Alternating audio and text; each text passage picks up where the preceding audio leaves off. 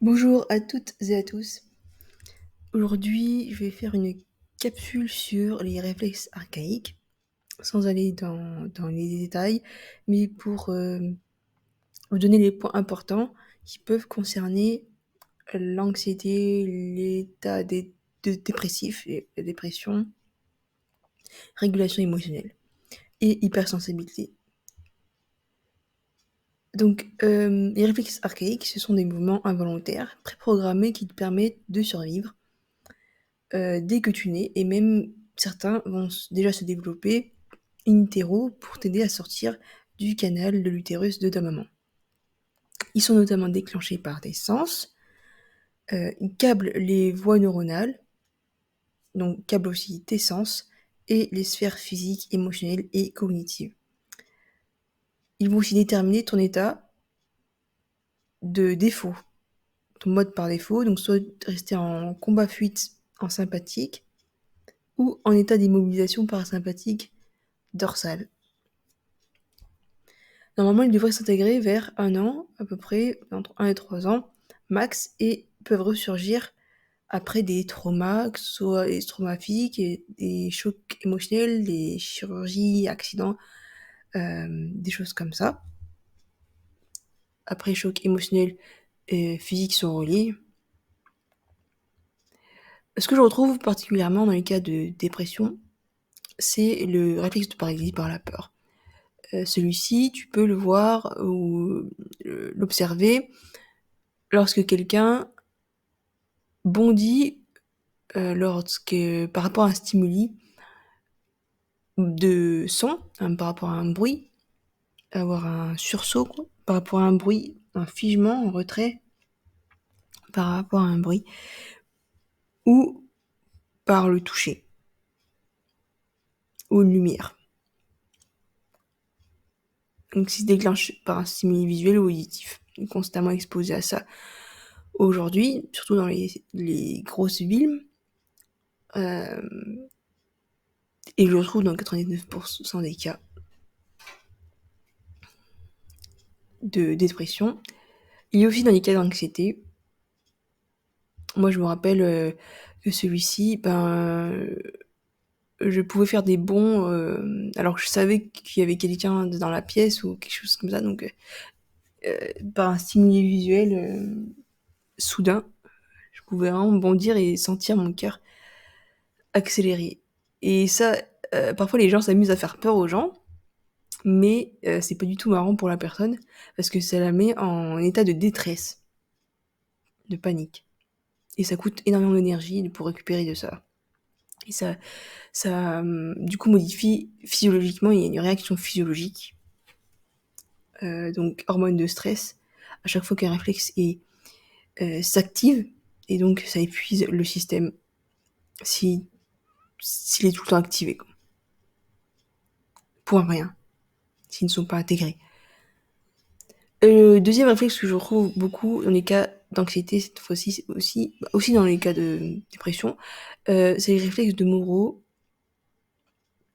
Donc c'est un réflexe de protection, cette fois-ci par mobilisation, donc état sympathique.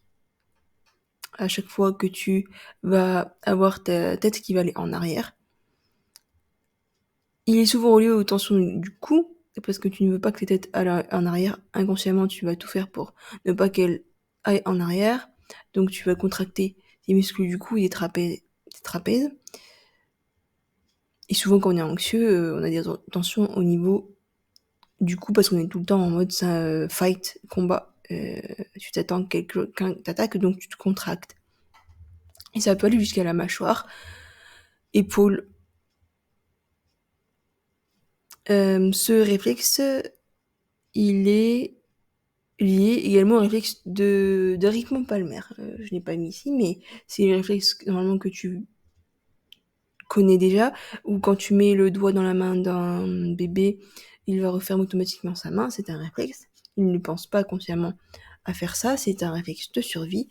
Lorsque, par exemple, le réflexe de Monroe, c'est quand tu tombes en arrière, eh bien, le bébé va se recroqueviller pour s'agripper à quelque chose, notamment sa maman, pour ne pas être laissé derrière et abandonné. Donc tous les réflexes sont liés.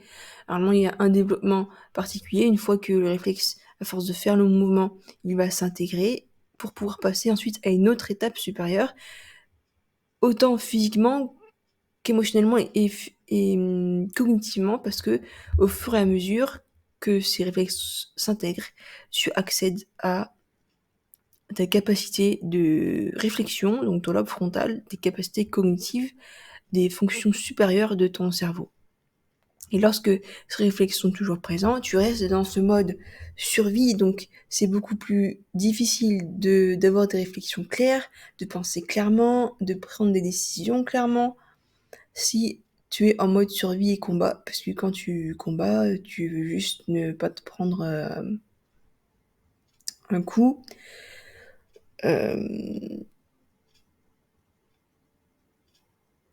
Tu veux survivre, donc tu vas pas penser rationnellement.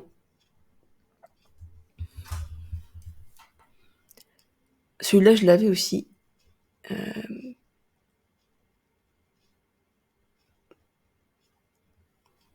Et il y en a aussi un autre, c'est les réflexes toniques asymétriques. Du coup, il y en a plein, 70 environ. En tout, il se trouve, il y en a qui ne sont pas encore connus. Mais ces réflexes aussi ont un impact sur les décisions que tu vas prendre, les activités que tu peux faire dans ta vie, tes décisions dans la vie, quoi. Inconsciemment, par exemple, j'avais un réflexe tonique asymétrique, du coup, celui de l'archer. Parfois, quand les enfants, les bébés dorment, tu peux le voir dans cette position d'archer, comme s'il tirait à l'arc, quand il a la tête qui tourne d'un côté et le bras qui s'étend et la jambe qui s'étend d'un côté, et l'autre côté est en flexion. Et je sais qu'enfant, j'étais assez maladroite, problème de coordination. Au basket, je me prenais tout le temps le ballon dans la figure, j'arrivais pas trop à maîtriser la balle. Du coup, en fait, je faisais courir. Et donc, ça a aussi ses conséquences sur psychologique, parce que après, tu te sens pas très bien dans le groupe, et tout, les moqueries, etc. Et donc, je me suis tournée vers d'autres activités physiques. Donc, ça peut influencer quelle activité tu vas faire dans ta vie, dans quoi est-ce que tu vas être bon et pas bon. Donc en fait, après j'ai évité un peu tous les sports co avec ballon.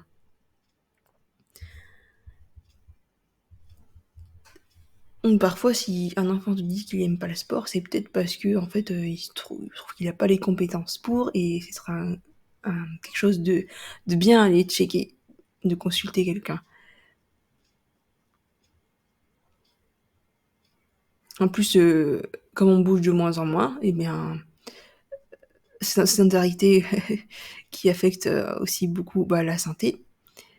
Et qui dit pas de mouvement, pas d'intégration des réflexes, puis maladies qui peuvent se développer, métaboliques, etc.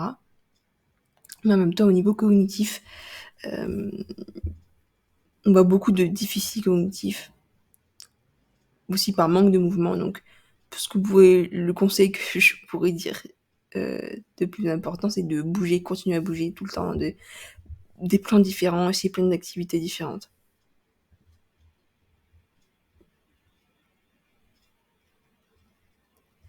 L'impact sur l'équilibre hormonal. Donc en gros, pour faire très simple, un système nerveux, ça fonctionne avec plein d'informations sensorielles qui viennent vers toi, que ce soit la vue, le toucher, le goût, l'olfactif, proprioception, interoception, etc. Tous ces stimuli vont être interprétés par ton cerveau, donc soit comme un danger, et là tu vas rentrer soit en combat-fuite, soit en immobilisation si le combat-fuite ne marche pas.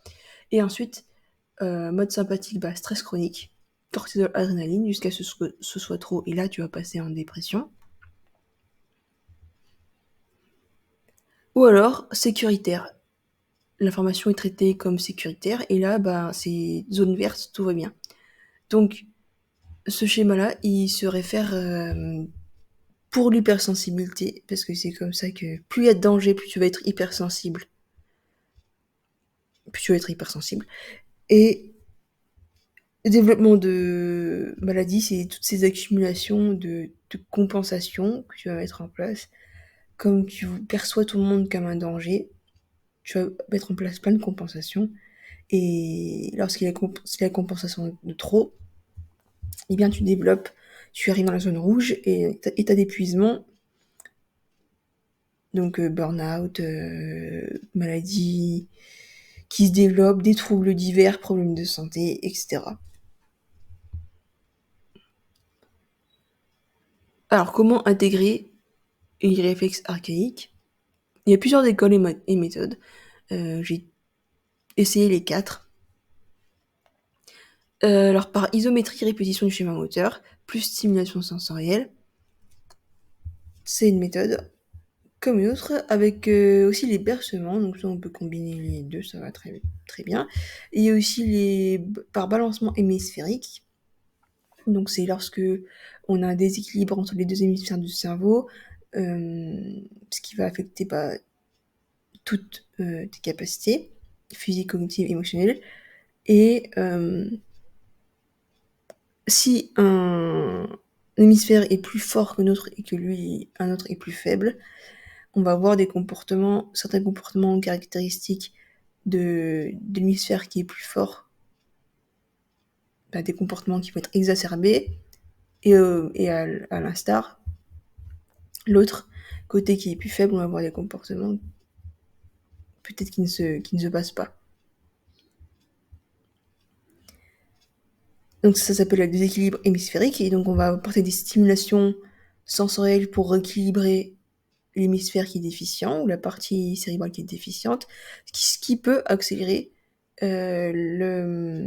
l'intégration des réflexes, en ajoutant les schémas moteurs et l'isométrie, par exemple. Et ensuite, on a une autre méthode qui utilise la kinésiologie, où là, on va directement demander au corps ce dont il a besoin pour intégrer le réflexe.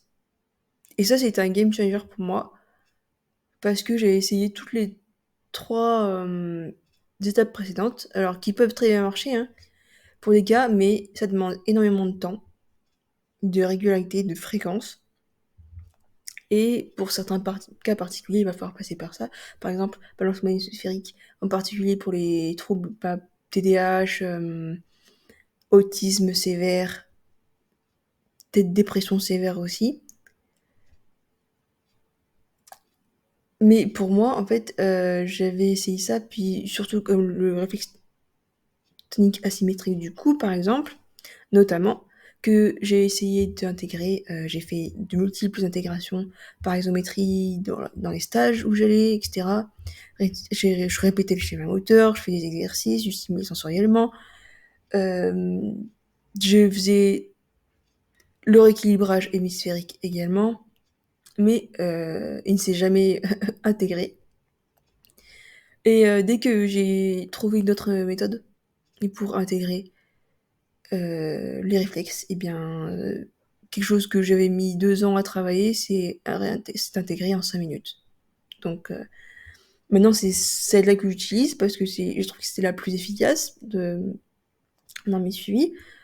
Et sur moi, évidemment, c'est pratique de pouvoir le faire sur soi. Et je trouve que ça va beaucoup plus profond. Par exemple, le réflexe paralysé par la peur. Tu peux avoir beaucoup de couches en fond, dans le subconscient, et c'est plus efficient pour aller chercher ces couches-là. Et en même temps, t'as un gain de temps incroyable. Maintenant, au lieu de prendre 6 mois pour un réflexe, et encore t'es pas sûr, maintenant, en 1 ou 2 séances, tu peux avoir intégré tous tes réflexes archaïques. Donc ça, c'est mon point de vue. Après, évidemment, toutes les autres méthodes peuvent marcher, ça va dépendre encore de l'individu. Donc voilà, j'espère que tu as appris quelque chose, et puis je te revois dans une autre vidéo. Merci pour ton écoute, et je te souhaite une très belle journée, très belle soirée, dépendant du moment de la journée tu es.